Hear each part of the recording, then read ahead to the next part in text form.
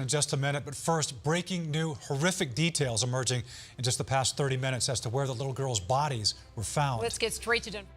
Picture this, a beautiful suburban home with a white picket fence, children's laughter echoing through the hallways, and a family that seemed torn straight from a magazine cover. Neighbors would wave and smile, commenting on how perfect they were, how lucky they seemed. But behind closed doors, something sinister was unfolding.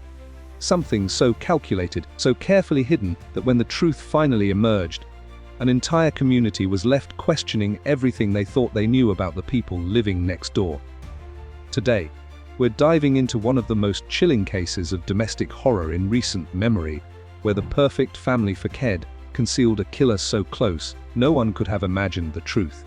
Stay with me, because this story will change the way you see the word family forever. The year was 2014. And Chris Watts appeared to be living the American dream. He had a beautiful wife named Shannon, two adorable daughters, Bella and Celeste, and a baby on the way. They lived in Frederick, Colorado, in a comfortable home that Shannon lovingly decorated and proudly shared on social media. From the outside looking in, the Watts family represented everything people aspired to achieve: love, stability, and happiness wrapped in a neat suburban package. Shannon was a vibrant woman who worked for a health and wellness company, constantly sharing updates about her family life on Facebook. She posted photos of family vacations, videos of her daughters singing and playing, and heartfelt messages about her husband. Chris, meanwhile, worked in the oil industry and was described by co-workers and neighbors as quiet, mild-mannered, and devoted to his family. He was the kind of man who mowed his lawn on schedule, helped neighbors with their trash cans, and never caused any trouble. If you had asked anyone who knew them, they would have told you the Watts family had it all figured out. But beneath this carefully curated image, Chris Watts was harboring secrets that would soon unravel in the most horrific way imaginable. In the summer of 2014, Chris began an affair with a coworker named Nicole Kessinger. As this relationship intensified, Chris began to see his family not as the blessing he once cherished, but as an obstacle to the new life he desired. Rather than choosing the difficult path of honesty and divorce, Chris Watts made a decision that would shock the nation and destroy countless lives. On August 13, 2018, Shannon returned home from a business trip in the early hours of the morning. She had spent the weekend in Arizona with colleagues, excitedly discussing her pregnancy and sharing her hopes for the future. She had no idea that these would be her final hours. Within that house, in the darkness of that summer night, Chris Watts murdered his pregnant wife.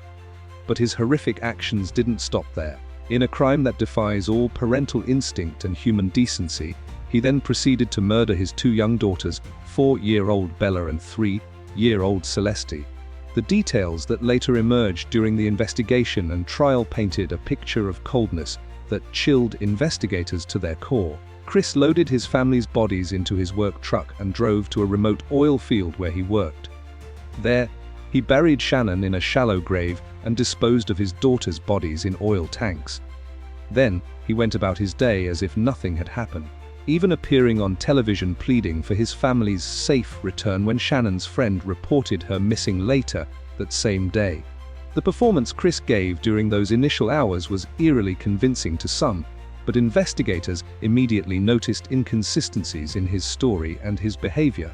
His body language spoke volumes. He couldn't look directly at the camera. His voice lacked genuine emotion. And when questioned about his marriage, he admitted to investigators that things had been strained, though he claimed to have no idea where his family might be. But the evidence was mounting quickly against him. Within days, the facade completely crumbled. Surveillance footage, cell phone data, and GPS records painted a damning picture of Chris's movements on the night of the murders.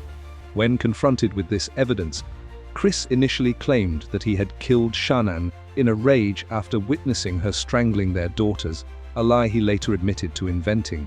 The truth was far more calculated and cold-blooded. He had murdered all 3 of them in what prosecutors would describe as one of the most heartless crimes they had ever encountered. The case captivated the nation for numerous reasons. First, there was the stark contrast between the family's public image and the horrific reality of what occurred. Shannon's social media presence meant that thousands of people had followed their family's journey and felt personally connected to them. People had watched Bella and Celeste grow up through photos and videos. They had celebrated Shannon's pregnancy announcement. And now, they were confronting the unthinkable truth that the smiling man in those family photos was responsible for destroying it all. Second, the case forced society to confront uncomfortable questions about domestic violence, the facades people maintain, and the warning signs that often go unnoticed. Shannon's friends later revealed that there had been financial stress and marital tension, though nothing that suggested the violence to come. The case highlighted how even those closest to a situation can be blindsided by sudden violence. In November 2018, Chris Watts pleaded guilty to multiple counts of first-degree murder in exchange for avoiding the death penalty. He was sentenced to life in prison without the possibility of parole, plus additional years for other charges. During his sentencing hearing, Shannon's family delivered devastating victim impact statements describing the immeasurable loss and the permanent void left by Shannon, Bella, Celeste, and the unborn baby they had planned to name Nico. The Watts family murders sparked conversations about several critical issues. Mental health professionals discussed how someone could commit such acts against their own family, with many pointing to narcissistic tendencies and an inability to process normal life stressors.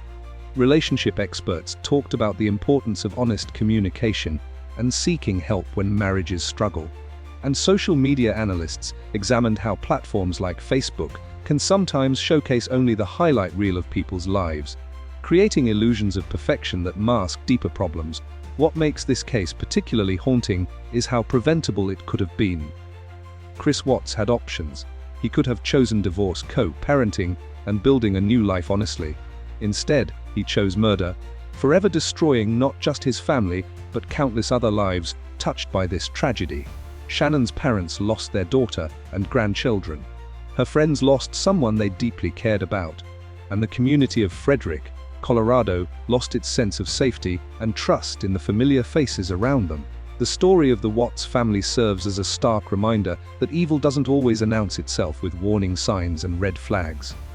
Sometimes it hides behind smiles, family photos, and neighborhood barbecues.